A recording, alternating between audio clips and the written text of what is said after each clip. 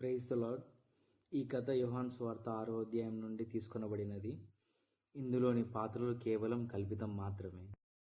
అనగనగా ఒకరోజు ఇద్దరు స్నేహితులు విక్కీ మరియు పింకీ స్కూల్కు వెళ్తున్నారు. హాయ్ పింకీ. హలో విక్కీ. నిన్న స్కూల్కి ఎందుకు రాలేదు? ఓ అదా, కానా ఊరిలో పెళ్ళికి వెళ్ళాను. అవునా, పెళ్ళి బాగా జరిగిందా? అక్కడ ఏం జరిగిందంటే విందు మధ్యలో ద్రాక్షరసం ఖాళీ అయ్యింది. అవునా? అవును, ఆ విందుకు ప్రభు అయిన యేసుక్రీస్తును కూడా ఆహ్వానించారు. మేమందరం చూస్తుండగానే ఆయన తన నోటి మాట ద్వారా అంచుల మట్టుకు నీటితో నింపిన రాతి బాణాలను ద్రాక్షరసంగా మార్చాడు. నాకు కూడా యేసు ప్రభుని చూడాలనుంది పింకీ. సరే, రేపు పస్కా పండుగ కదా, యేసుప్రభు వారు మన గ్రామం దగ్గరలోకి వస్తారంట. వెళ్దామా? అవునా, నేను కూడా మా అమ్మని అడిగి వస్తాను. అమ్మా, రేపు యేసు ప్రభు వారు మన ఊరి దగ్గరికి వస్తారంట. మనం కూడా వెళ్ళి ఆయనను చూద్దామా? లేదు నాన్న, నాకు ఇంట్లో పని ఉంది. నువ్వు ఒక్కడివే వెళ్ళు. ఇదిగో, వెళ్ళేటప్పుడు ఈ 5 రొట్టెలు 2 చేపలు తీసుకెళ్ళు, ఇక ఆహారంగా ఉంటాయి. సరే అమ్మా, నేను వెళ్ళొస్తాను.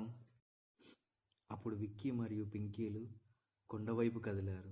దూరం నుండి యేసు ప్రభు వారి స్వరం వినిపిస్తోంది.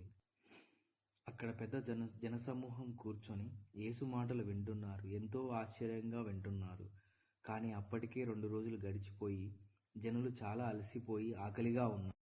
యేసు ప్రభువారు శిష్యుల వైపు చూసి జనులకు ఏమైనా ఆహారం సిద్ధం చేయమని చెప్పగా, శిష్యులు జనుల మధ్యలో ఏదైనా ఆహారం దొరుకునేమో అని వెదికారు.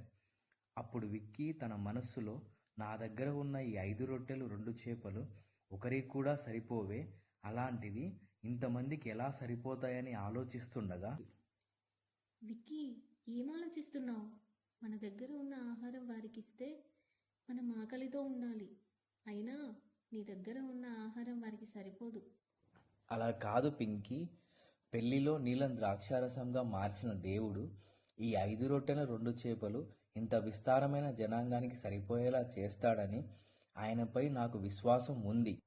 అప్పుడు దేవుడు విక్కీని జ్ఞాపకం చేసుకొని, ఈ బాలుడు నా బిడ్డ, నన్ను నమ్ముతున్నాడు. పరిస్థితులు అసాధ్యంగా ఉన్నప్పటికీ నేను అతనికి నా మహిమ చూపిస్తాను అని అనుకొని 5 రొట్టెలు 2 చేపలు అంత విస్తారమైన జనమునకు పంచిపెట్టి మిగిలిన ముక్కలు 12 గంపల నిండా సమకూర్చారు. విక్కీ చేసిన చిన్న సమర్పణ మరియు ఆయనపై ఉంచిన విశ్వాసం వలన ఎంతో గొప్ప అద్భుత కార్యాన్ని చూడగలిగాడు. అలా మన జీవితంలో కూడా దేవునిపై విశ్వాసం ఉంచితే అంత అద్భుత కార్యాన్ని చూడగలవు. ఇచ్చే హృదయంతో అర్పించే చిన్న అర్పణలు కూడా దేవునిచే శక్తివంతంగా ఉంటాయి. పింకీ తన దగ్గర ఉన్న ఆహారాన్ని ఇవ్వడానికి సందేహించి అందరితో పాటు గుంపులో ఉండిపోయింది. కానీ విక్కీ తన దగ్గర ఉన్న ఆహారాన్ని దేవుని చెంతకు తెచ్చి ఆయన హృదయానికి దగ్గరయ్యాడు.